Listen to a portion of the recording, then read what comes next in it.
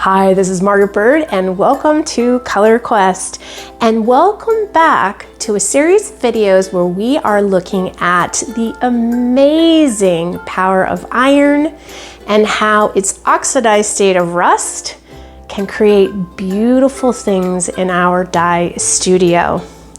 Today on Color Quest, I would like to look at how tannins can interact with iron, or in this instance, rust, in order to just enhance the results that we get with printing using this incredible earth pigment.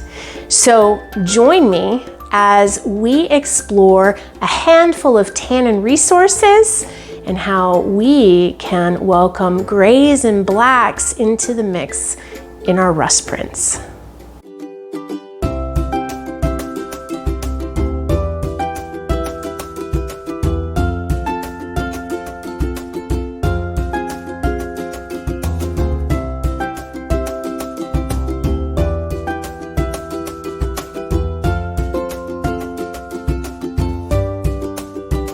So as you may know, finding black in nature in terms of an organic color is pretty tough to do.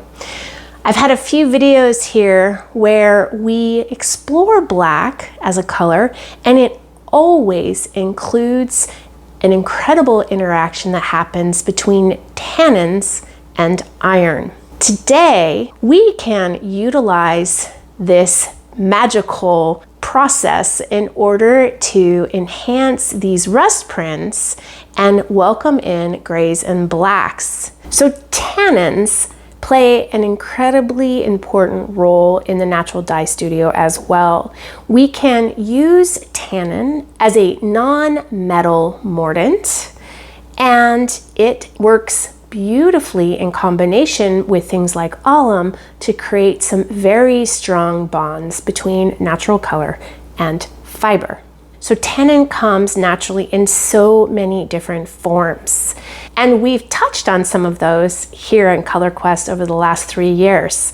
Today I'd like to look at 3 tannins that I have in my mordant box and see how they will differ in the process by introducing them to these rust prints.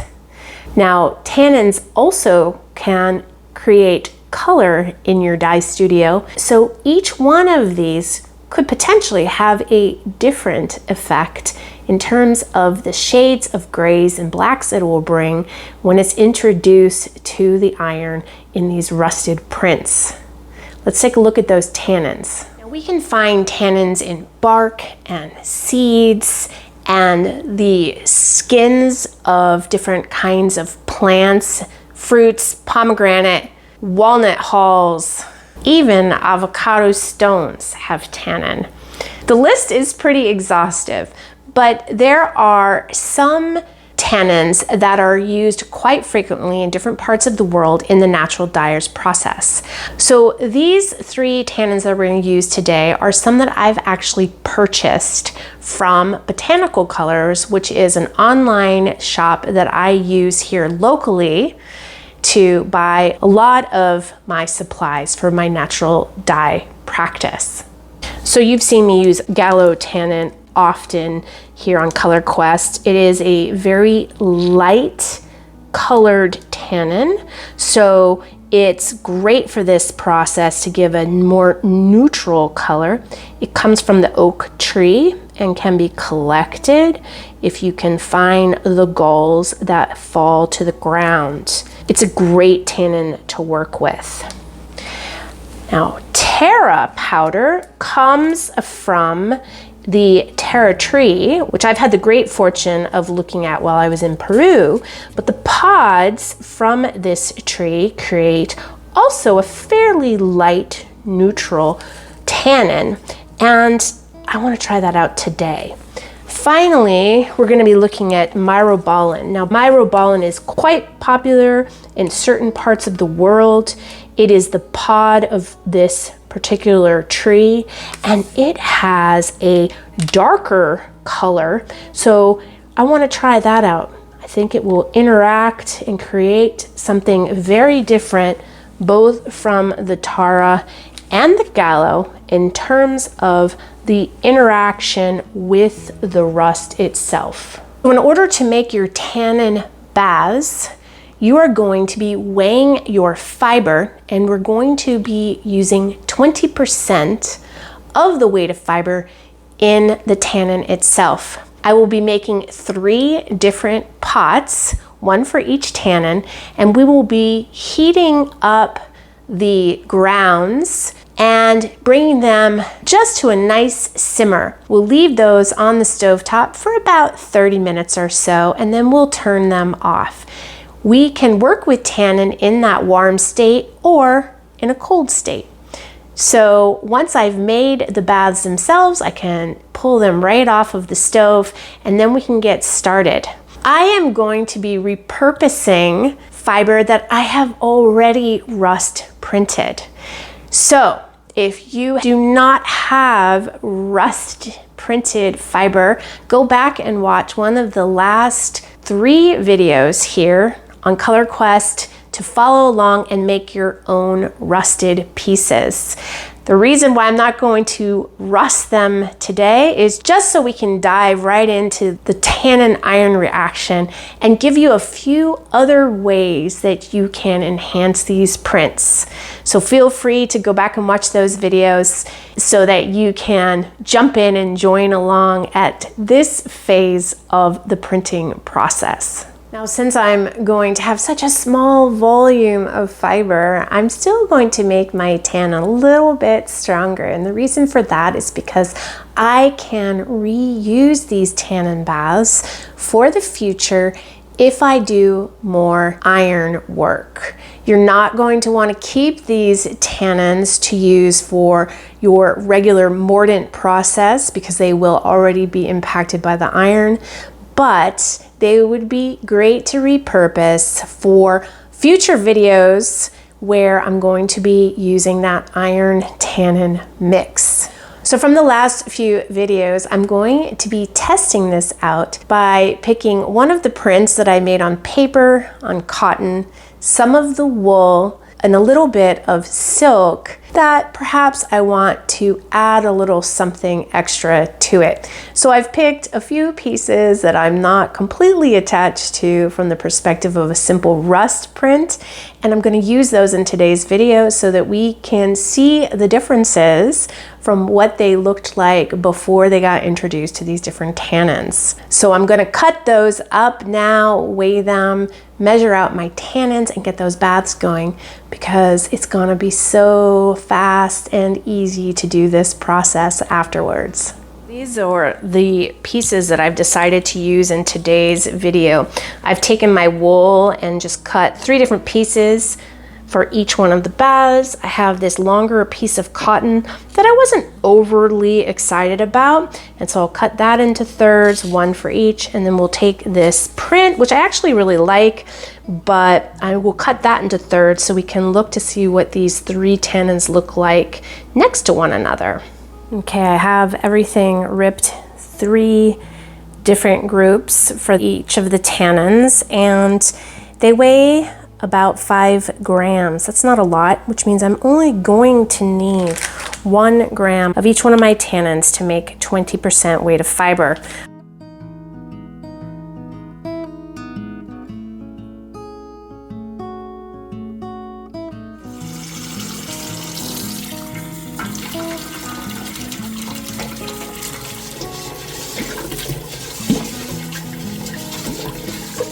My hands are shaking, my mouth is dry.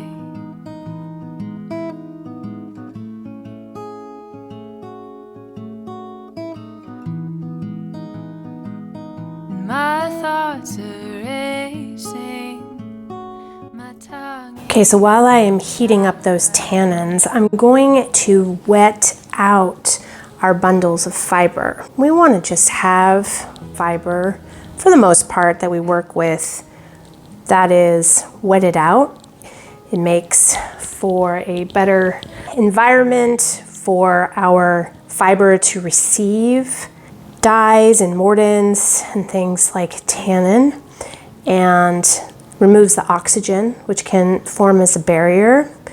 And you just always want to make it a practice of having wet fiber for almost everything that you do in your dye studio. Now, wool takes a little bit longer to wet out, while the rest of this will probably be ready in a minute or two. The wool may take a good 15 minutes of soaking, so I probably will pull the rest out prior to that, and then once the tannin's ready, we can start dipping. All right, I've taken my fiber out of the water, and I'm now going to use this bin to put my Gallo tannin in. It is heated up, and I want to put it in this bin just so you can see the reaction a little bit easier than in the pot.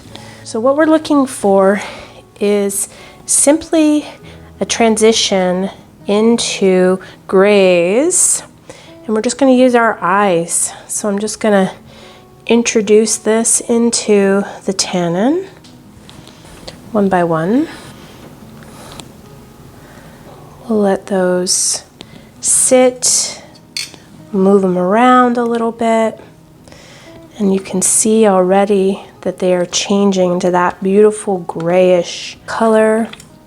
And this will really just be deciding at what point I like the grayish result. So I can take it out really at any time. You can see that piece has already changed into a really nice darker sort of brown.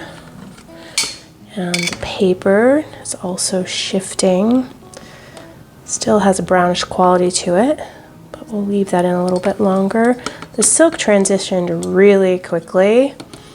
It is like a bluish gray. I really love that with silk, and then the cotton piece here. So use your judgment when you're ready. I actually think I'll probably pull these out pretty quickly. And then I can save this tannin for another dip if I wanted to, but I cannot use it again as a mordant because it's gonna have the iron in it and be somewhat contaminated. So these have just been in for not even 5 minutes, and I like the way they look. So once I am satisfied, I'm gonna take them out, and I'm simply gonna put them into some rinse water and let those sit over there to rinse out. They got pretty dark. You can tell that there was quite a bit of iron on both of those. And it's nice when you can see some differences where we didn't have as much iron, and the areas where it did have a lot of iron, we got a lot of almost blacks there. All right, we'll let those rinse, and we will move on to the next tannin. Next up is the Terra. This is new for me. I'm excited to see if this has much of a difference from the Gallo. It is another light option for a tannin, so don't know, we'll see.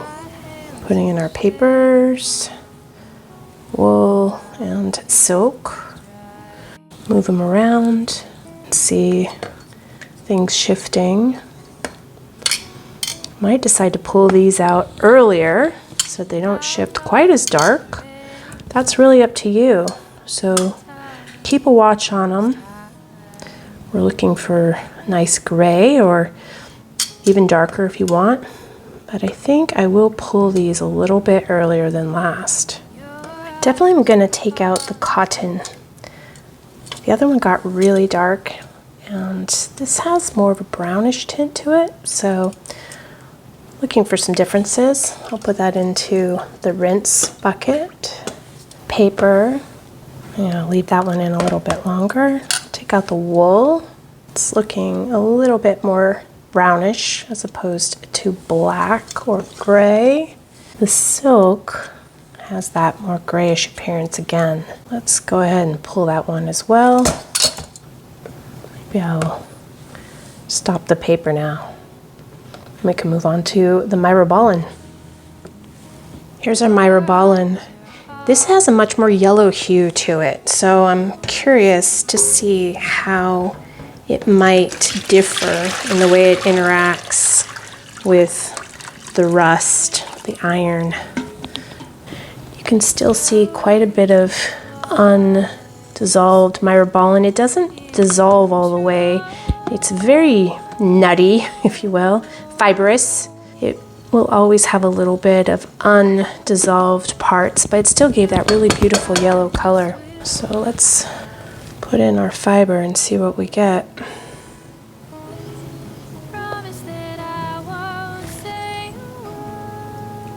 It's very strong tannin. We'll let that sit and check on it in a minute or two. Okay, things have been in for about 5 minutes. And I could still leave them in if I wanted to, but I think I may just take them out.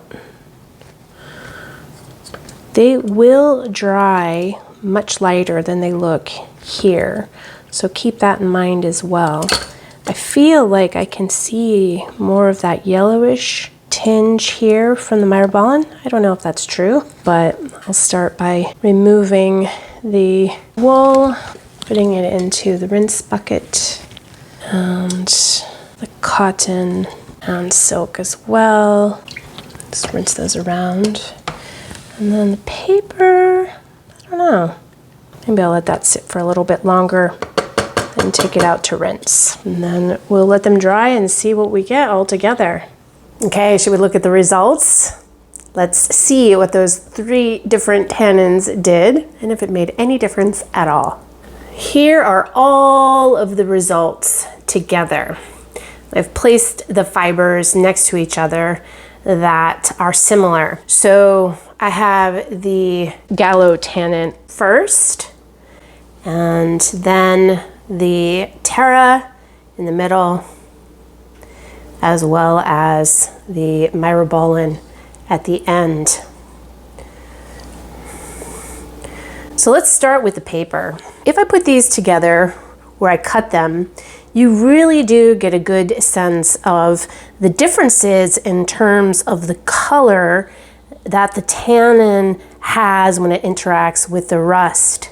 And whereas the Gallo tannin has more of a cool tone to it, the Terra, which I thought might be very similar, is warmer. And then we've got the Myrobalan, which is, I don't know, maybe somewhere in between. So you can definitely see that the interaction on paper, at least, is different. So that's something to take into consideration when you work with a particular tannin. Next up, let's look at the wool.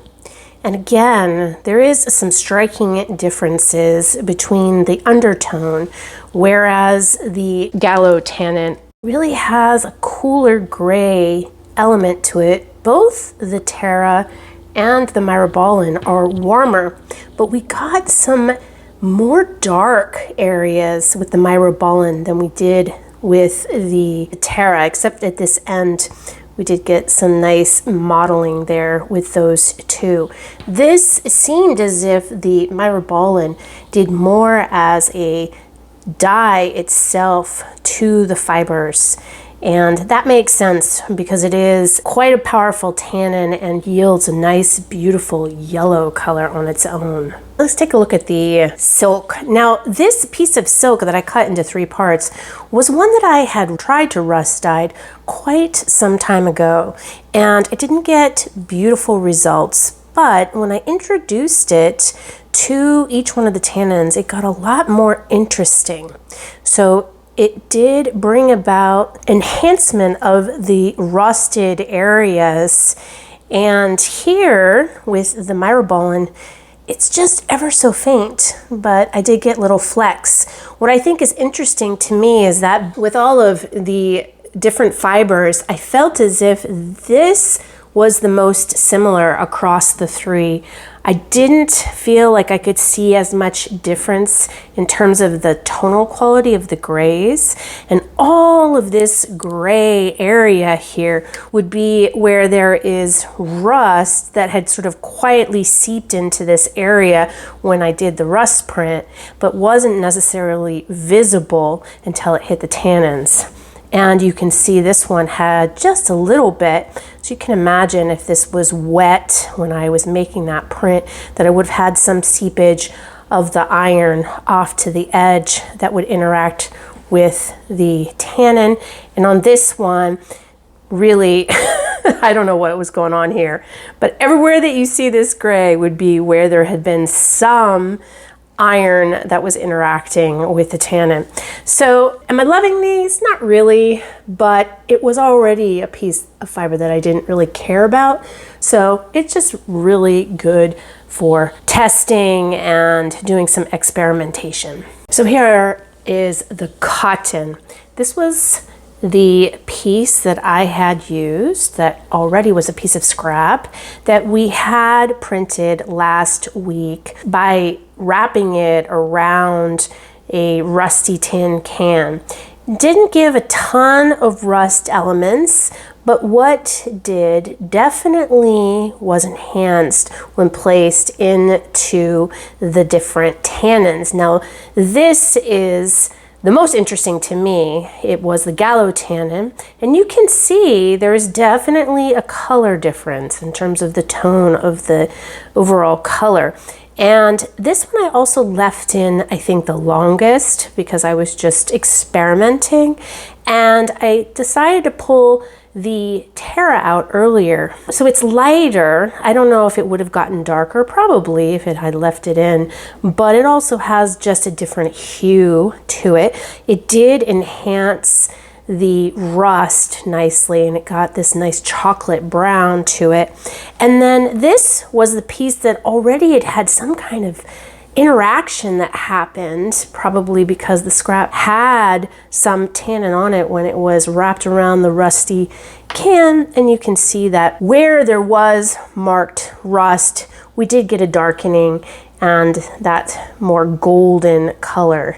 But overall, you can definitely see a difference in using those 3 tannins on this cotton. Well, that was fun to try out. I've always been curious to see what the different tannins could do or how it could impact the overall result. And it definitely is a factor. Now, if you have oak trees or a Terra tree or access to Myrobalan in your area, you can go out and source these tannins on your own. If you're like me, I don't have any of those. I have to buy these tannins, which is exactly what I did.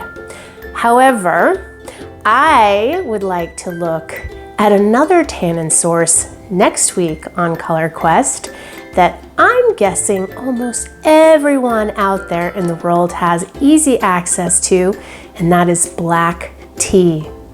So we're gonna mix it up even more next week when we take the tannin of black tea and do some rust dyeing and binding to create yet another set of super beautiful prints on different kinds of fiber. Can't wait to see you here next Friday, and until then, have a great week. And it definitely has a factor. It definitely is a factor.